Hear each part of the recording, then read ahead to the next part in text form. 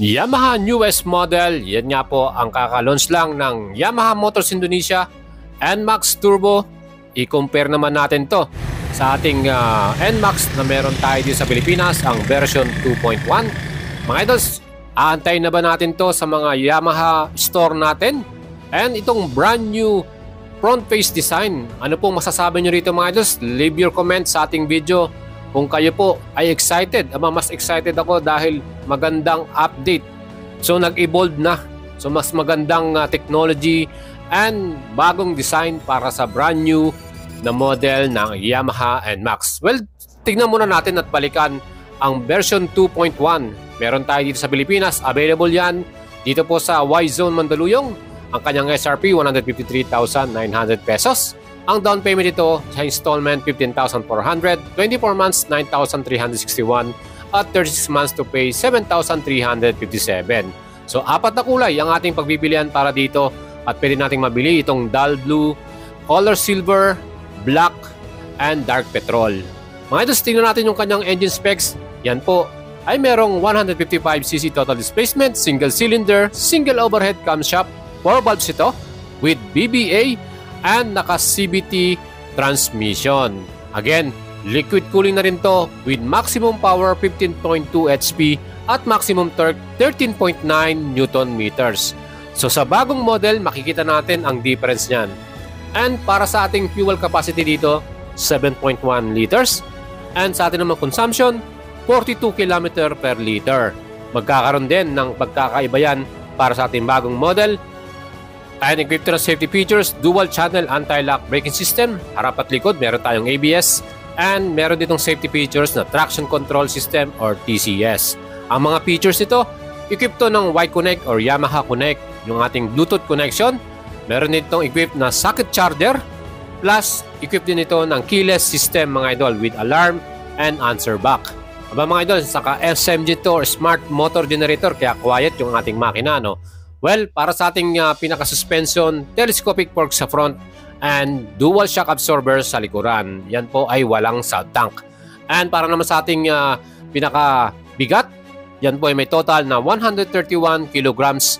And ang ating size ng gulong sa front, 110/70 by 13 inch, tubeless at 130/70 by 13 inch din sa ating likuran.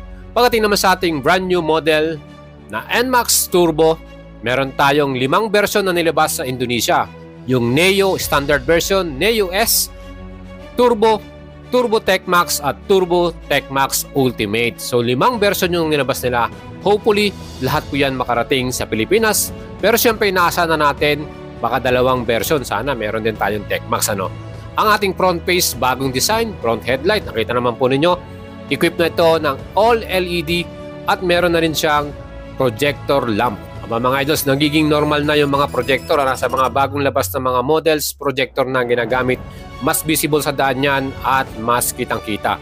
Para sa design ng ating bagong front headlight at pinaka-taillight, syempre nagbago na sa ating turbo version. Nakahiwalay na rin yung signal light natin dito sa likuran from the old model na talagang kasama pa o integrated pa yan. And para sa dimension or sukat mga idols, ang seat height po ng bagong model ay mas tumaas, 770mm na yan from the old model na 765mm. So mayroong 5mm increase yan. At para sa ating wheelbase, same pa rin, 1340mm.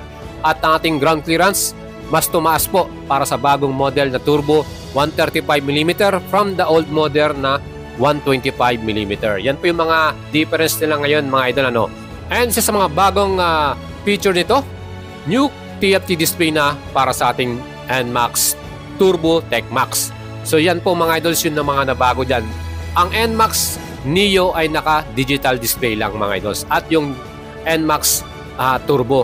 Pero para sa ating Tech Max, yan po ay naka-display na TFT. So yan po yung pagkakaiba nila mga idols. Baka inisip nyo para lahat sila ay naka-TFT na.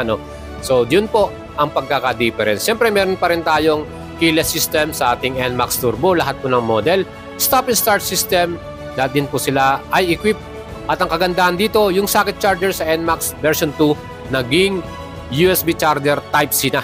So yan po yung mga in-improve ng Yamaha dito.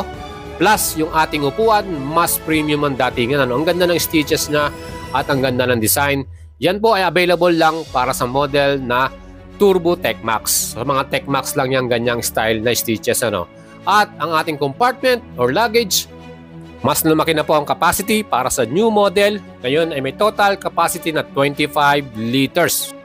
Perfect yan kasi mas marami tayong madadalang personal belongings natin. At isa pang in-improve nila dito, yung suspension para sa rear, yung dual shock absorber, meron siyang additional na 5mm na travel, long travel na ngayon. So mas maganda yan, lalo na kung meron tayong backride, ano mga idols. And hopefully, sa ating version sa Pilipinas, pag dinala to, ay meron na ring subtank. Kasi uso na po yung mga ganito, yung mga naka-subtank na. At para sa ating makina mga idols, brand new model, siyempre naka Yamaha Electronic CVT na. With max power 15.2 HP, hindi po nagbago yung power niya. Pero dito napansin nyo, 14.2 Nm na ang ating torque from the old model na 13.9. So meron tayong additional na plus 3, ano. Yan po yung kagandahan. Siyempre, equip pa rin ito ng dual channel ABS, traction control para sa ating NMAX Turbo.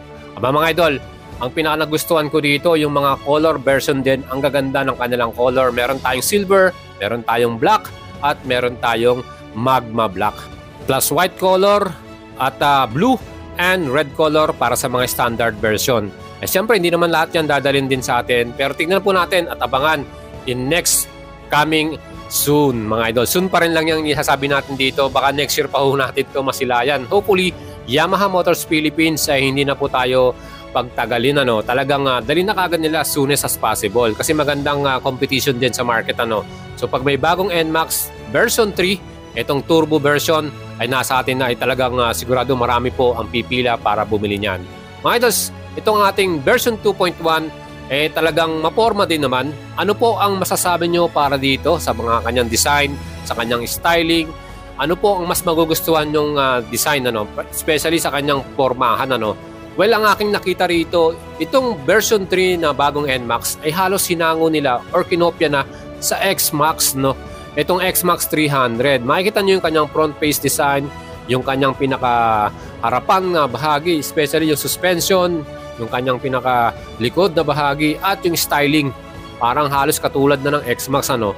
Pero yun nga, dahil ito ay talagang maporma din. Hopefully itong X-Max na TechMax eh madalin din sa atin sa Pilipinas, ano? Kasi ang ganda rin ito eh. Pero syempre mas mahal to sigurado.